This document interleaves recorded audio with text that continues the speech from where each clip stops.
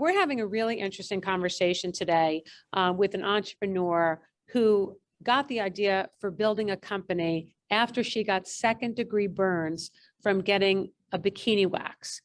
Is this common? What do you see in your office? Second-degree burn sounds really serious for a cosmetic procedure.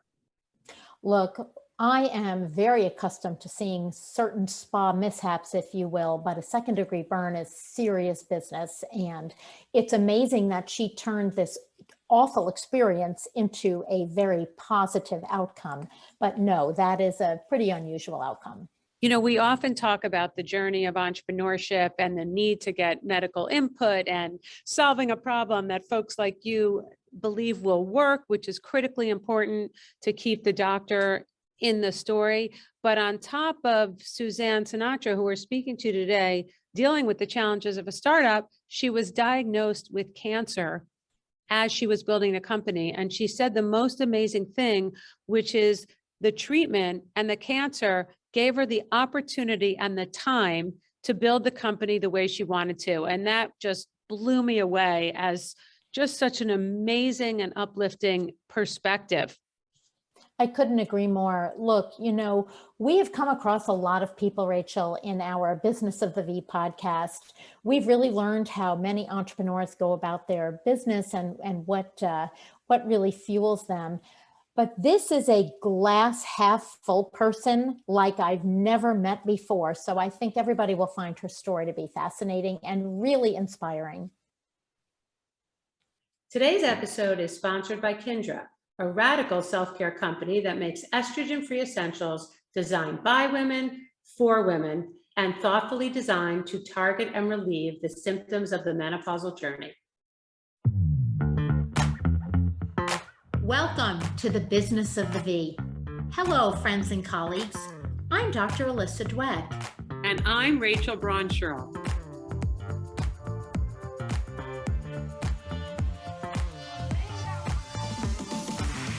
Each week, we bring you the most fascinating investors, inventors, entrepreneurs, academics, and healthcare practitioners who are making things happen in women's sexual and reproductive health. If you are a woman, know a woman, have a business, or care about your V health and wellness, fasten your seatbelts and listen in to another informative and inspiring episode. We are so excited to have Suzanne Sinatra here, who is the CEO and founder of Private Packs. I've been lucky enough to know Suzanne for a number of years. Thank you so much. Welcome. Thank you so much for having me, Rachel. I'm so honored to be here with you all. Well, you and I recently were talking because you had some great news, which we want to make sure you share. What we find so often in the space, and you're no different, is that there was a personal story or experience that informed the creation of this company. But yours has even another layer because there's another personal story in a personal story. So why don't you start with what Private Packs is? What were the series of circumstances that caused you to create this product and this company? So I created Private Packs, and it really just was, I had a Brazilian wax. Then unfortunately the wax was too hot, and she used one long strip from the back, which is the anus, all the way to the front, the mom's pubis, and just did a full-on rip. Oh my God, I'm crossing my legs as I hear this. Yes, and it left me, unfortunately, with second-degree burns. Now, I'm Canadian, so I didn't sue. I was like, you made this is a major mistake as a spa. And it was like a very high-end spa in Soho in Manhattan. And they're like, well, you know, if you come back, we'll give you a 10% discount. I'm like, I'm not coming back. And how dare you just offer me 10%? Like, my vagina means more to me than that. But what was the eye-opening thing that happened to me was that I got home, and like usual, I always grab a bag of peas for anything, my neck, my back. And I've had vaginal problems before. So this was not the first time that I've had issues down there. And this time I just couldn't do it. And I don't know if it's because the second-degree burn left me with open wounds. The bag of peas would have been not hygienic at all to put on an open wound, caused me more infection. And I turned to Google back in 2014 and I Googled vaginal ice pack and I couldn't find anything. I spoke to my friends. I was like, hey, you guys, my vagina came off because of this waxer. I'm making a vaginal ice pack. And then that's when I got feedback from my friends saying, oh, I could use that after my baby. I could have used that after a soul cycle. So then it became a company. So private packs are hot and cold vulva packs that are ergonomically designed to take on the contour of the vulva. It is external.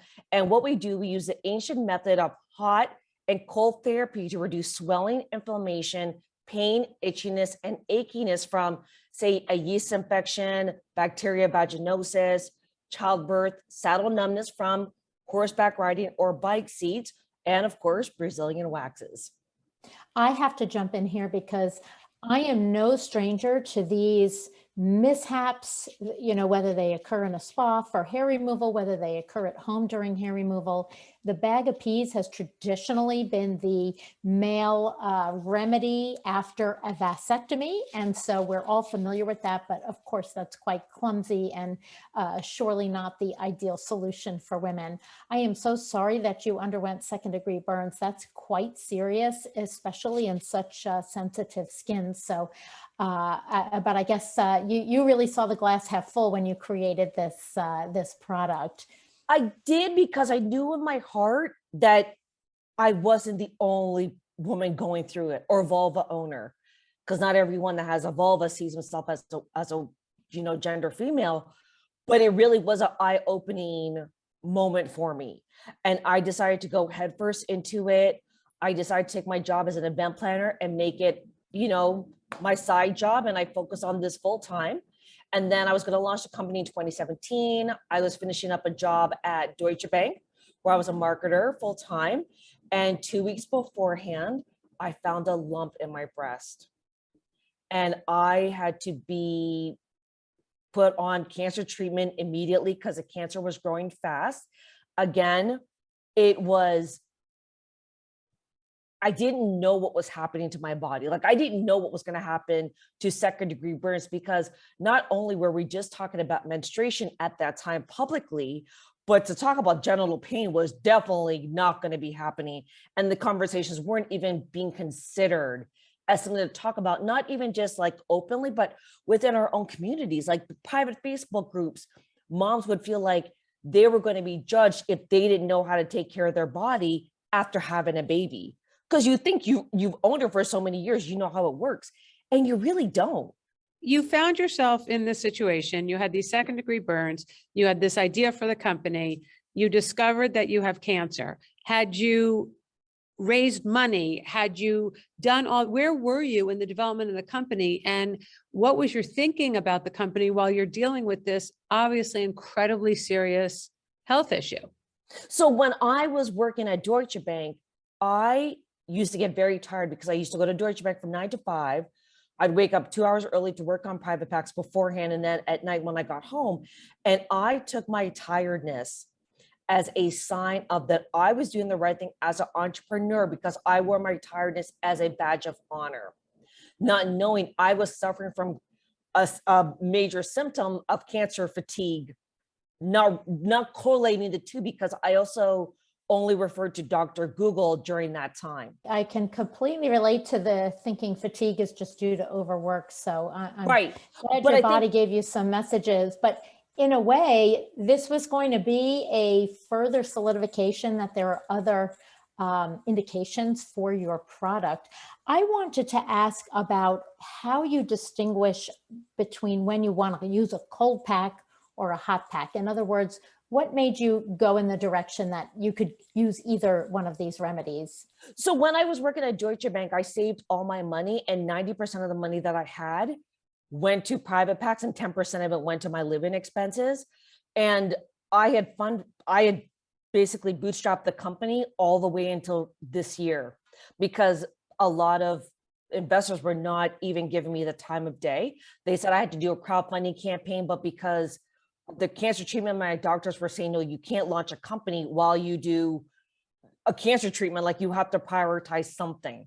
And I ended up using the company as a really great mental diversion from the treatment, because I had to go through 2 cycles of chemotherapy and 26 rounds of radiology also a mastectomy, and a very painful physical therapy, because I had let go of my health so much that the cancer left the breast area and went to my lymph nodes.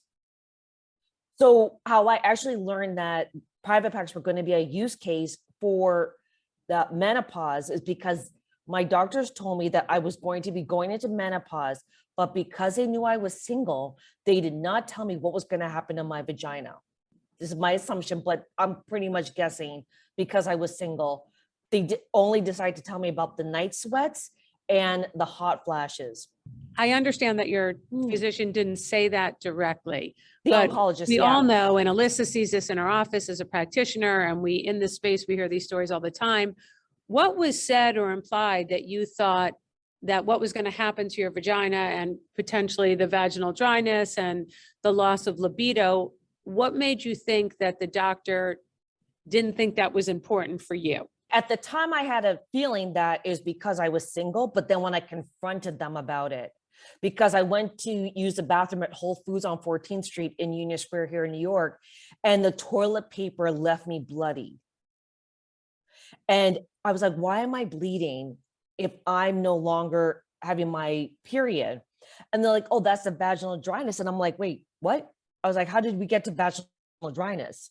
They're like, oh, well, that's part of the symptoms of menopause. And I said, well, why didn't you tell me that? This is such an important point that you're bringing up for our audience to hear and for any potential patients to hear. There is a team approach to this type of diagnosis.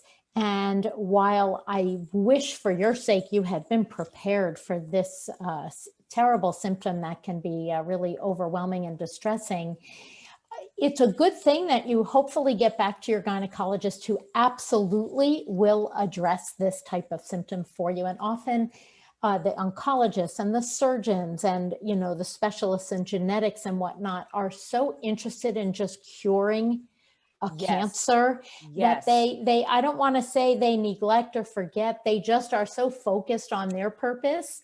But we have to bring to the forefront as gynecologists how important some of these residual symptoms are, that are side effects that, you know, sometimes we don't appreciate until a little later on. So the hot flashes and the night sweats come on pretty quickly, and the vaginal symptoms are typically delayed.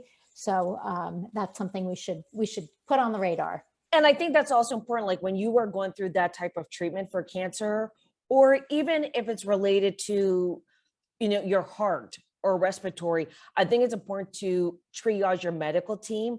Like in my case, not just the radiologist, the oncologist surgeon, but it also required, because it was a gynecologist to be there during my visits and have check-ins with her throughout the whole cancer treatment, because then she would have noticed that my vagina area was turning white, which equaled blood loss. So did you realize at this point that your private packs were going to serve this whole other purpose that wasn't actually initially intended? Yes, because after Whole Foods, my vulva had gotten so swollen from that toilet paper. And I was like, oh my God, thank God I make these things because I have to use them now to reduce the swelling. And it did, because on top of that, I was not allowed to take other drugs without my oncologist's permission. So I didn't want to take anything that would upset my stomach, because I was already doing chemo and all these injectable and oral medication that to add one more to the cocktail, I just didn't feel comfortable doing. So with private packs, it's topical.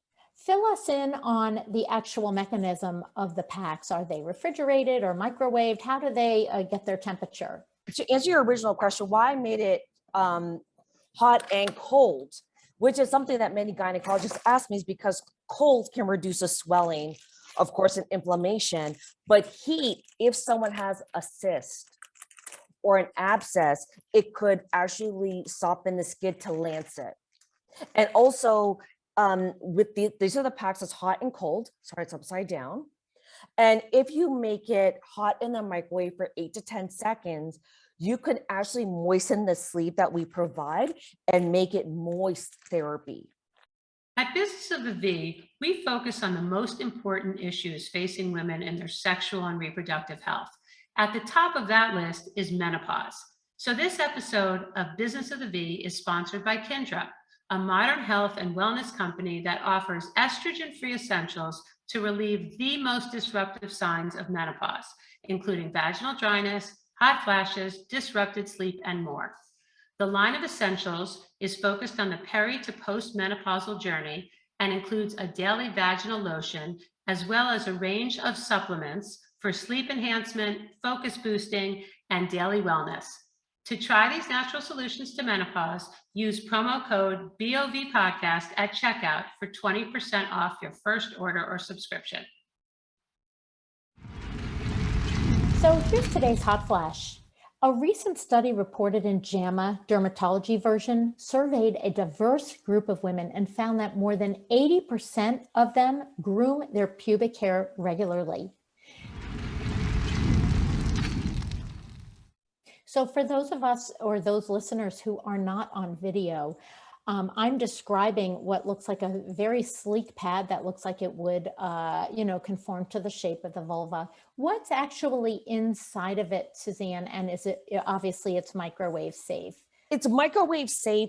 It's made with 70% water, a binding agent called CMC, which is used to bind ice cream and baked goods, as well as preservatives.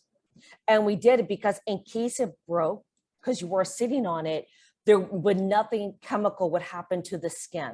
And we made this with phosphate-free, latex-free plastic. It is PVC, but it is safe because one, I don't want anyone to get cancer. Obviously, that's very important to me. But two, if somebody wants to add a coconut oil or a silicone lube or witch hazel or aloe vera gel, it would not disintegrate the pack.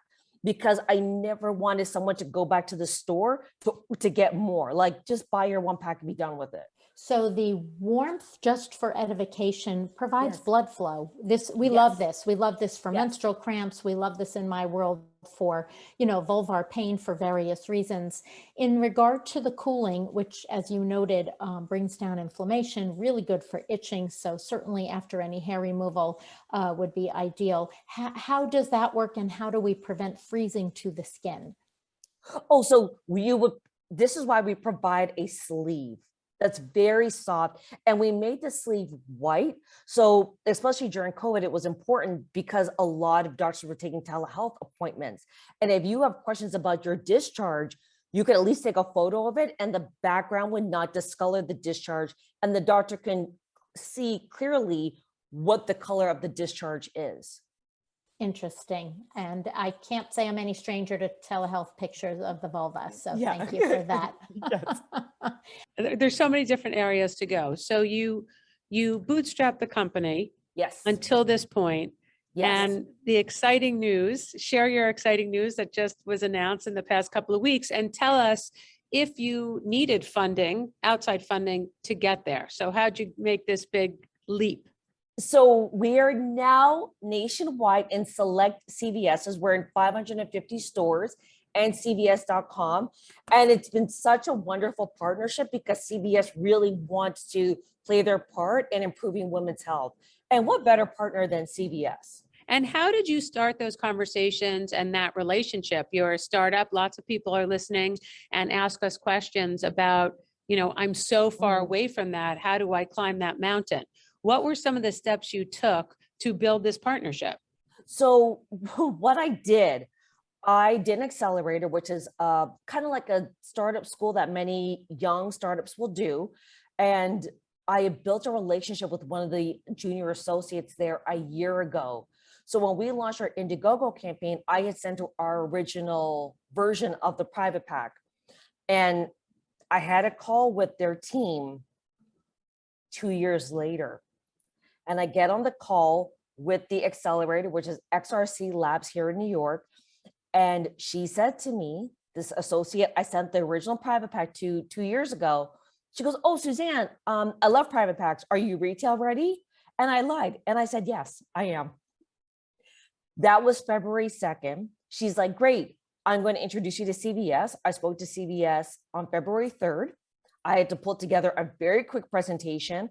And February 4th, they bought us in-house.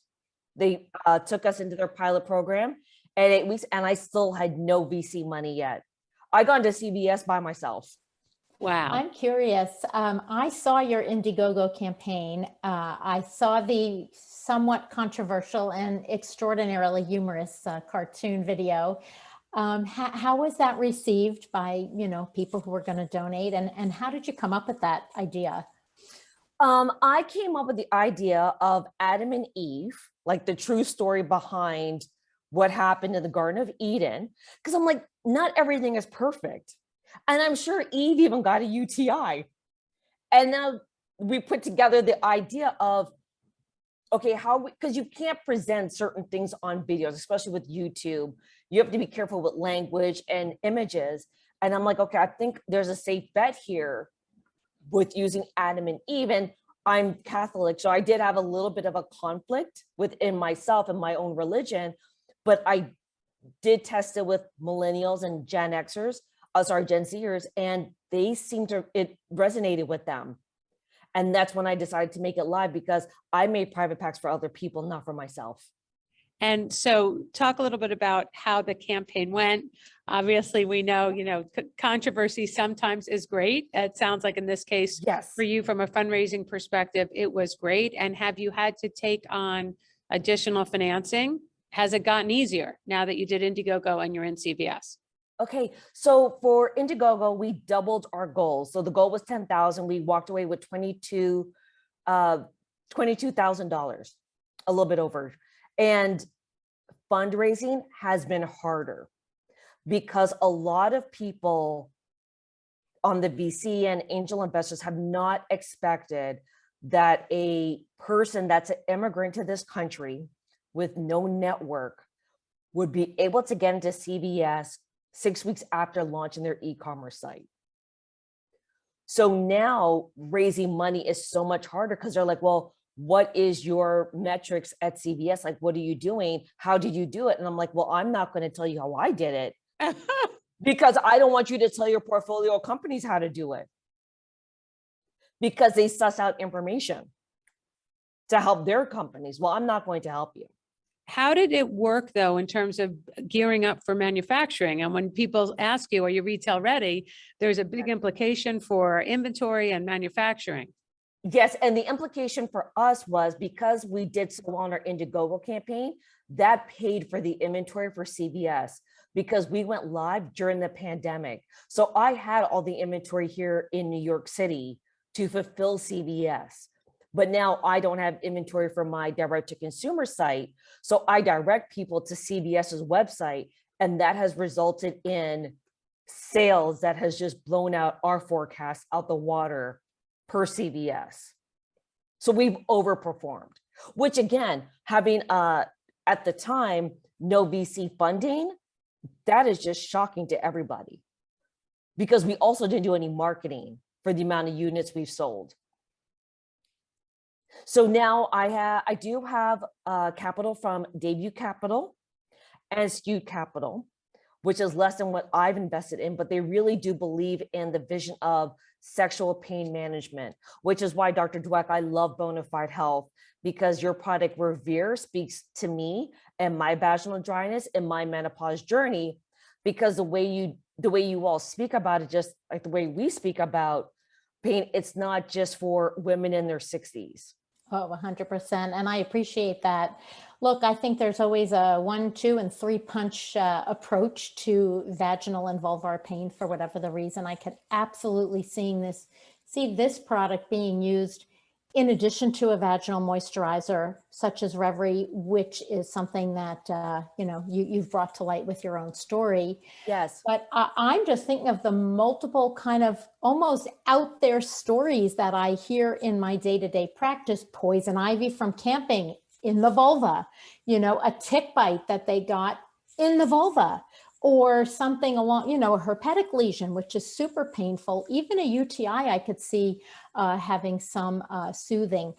This is all completely separate from the obvious, which is all the grooming and hair removal mishaps, but including childbirth, because, you know, after all, women having kids these days, vaginal deliveries, we try to stay away from the neat little episiotomies and allow people to spontaneously tear where they will, if they will. And, you know, ice packs are what we normally recommend, at least for 24, 48 hours. And some of the you know, makeshift ice packs that we've put together for people, even after labiaplasty surgery or any of these things, are, you know, rubber gloves full of ice, and that's really not ideal. So I absolutely can see this having a place in a practice for an active gynecologist. I want to ask you, did you have, you know, physician input with the production of your product, how to make it? Yeah, I did, and that was the key reason that we went from we had a hot pack and a cool pack that was separated, and we had to combine it into one, because the doctor that we had advising us, Dr. Camilla Phillips here at Lenox Hill Hospital, said the hot is getting too hot. You have to reduce it, and we couldn't reduce it. So I had to combine it when we found a new factory, because what's something that many entrepreneurs may not know is when you are importing from China, as the importer of record, you have to be registered with the FDA. And my original factory that I was going with, I created a fake Gmail account.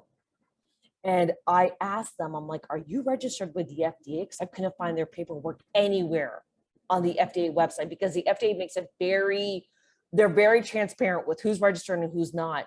And they said they lost their FDA certification, which is a problem, because the FDA wants that a chain of evidence is the word that's coming to mind. But also, if you are importing from a company that's not registered with the FDA, Customs and Border Patrol, rightfully so, either burns the goods or forces you to ship everything back at your cost.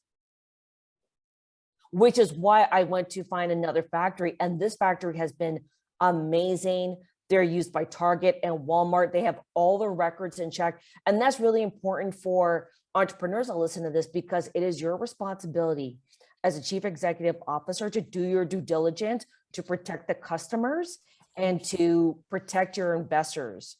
So are you importing these still from abroad, or? I am. And my factory is in China, because I could not find a factory in America to do both hot and cold. But they are registered with the FDA. And because Target uses them, Walmart and Disney, I felt comfortable going with them. Do you want to share that name with people as an asset? I know you didn't want to share your secret to getting into CVS, but is that a name that you want to share, or people should just find it for themselves? People should find that for themselves, because that's proprietary. But I did find them on Alibaba, and I did a lot of due diligence in reading up if they were trade assurance, if they were doing business with companies in America. And also, I got a Chinese friend to do a reference check for me. I've done everything very scrappy. And he said, he's like, Suzanne, I used to work for Amazon and I would hire this company. Yeah. As far as the FDA, is this something that you had to get one of these, you know, 510K type clearances, or because it's external, that's not necessary? Because it's external, it's not necessary. So private packs is like a Band-Aid. It's topical. It doesn't change anything for the customer. So we are very careful in our language. We don't say heal. We don't say relief, because that determines an outcome. We say ease, comfort. You have to be very particular with your language, because the last thing anybody wants is a fine from the FDA. Again, that is your responsibility as a CEO to know what the lines are. For instance, I've had a few customers overheat their pack, and I've had to keep a record of every customer and what the remedy was for the gel packs. The language that we've always used, that, you know, in the businesses that I've worked with, is you can't make structure function claims. So you can't attribute, you know, any diagnostic improvement or measurable improvement to something that is regulated the way yours is. So what's next for Private Pack? You've done this amazing thing. You discovered this product. That would have been enough. Then you discovered you had cancer. You got treatment. You still persevered and launched the product. You now have it in CVS. The future looks bright. What's next? Well, next we are in talks with another mass retailer, and we're going to be launching a breast pack. And that was from my breast cancer journey, because I could have used a breast cancer, you could use the pack after my biopsy. And like, they were poking me like a turkey. And I'm like, do you have an ice pack? And they gave me like this Post-it note size pack. And it really is, our whole brand is about creating pain solutions for the private body parts, like enough with the P's anywhere on the privates. And we want to tackle the anus, breast, the cramps after fibroid surgery, after, during your menstrual cramps. That's really the lane that I've created for myself, because that's what resonates most with me. I definitely believe that without this company, I wouldn't have made it through cancer, because I had a nice time with the company to build it the way I wanted before I got outside investors to tell me what they thought I should do with the company, because they put in capital. It's such an amazing way to turn lemons into lemonades, that, lemon into lemonade. One more time, turn lemons into lemonade, that Yes. you had this time where you had to slow down to take care of your health. And we don't talk about that probably enough, but lots of entrepreneurs, even without a serious health diagnosis, find that they are just run ragged and they do experience some health issues. So you might have had an extreme situation, but I don't think we spend enough time telling entrepreneurs that you need to reinforce, all of your resources, financial, physical, psychological. Right. And I think also telling your network, not just your other founder friends, but telling like your friends, because Rachel, you knew about my treatment right from our first phone call. And when we would see each other, you would always ask me how I'm feeling, not to be like, oh, how's your third round of chemotherapy going? But like, hey, how are you? And having that care just supports the founder on their journey to keep just going another day. Well, that's Rachel, and she's special. You may not have heard that from everyone. Well, I have to say, this is such an inspiring story. I can't wait to see the product in the flesh. And I think there's just so much opportunity. So best of luck to you. It's been a pleasure. Thank you all so much for your time. And for any female founder or anyone going into this sector, women's health is primed for innovation. And conversations like this is really showing us that they could take us, and they're ready to take what we're giving. So bring it, ladies. Don't forget, subscribe to our podcast at businessofthev.com for the latest trends and trendsetters in women's health and business.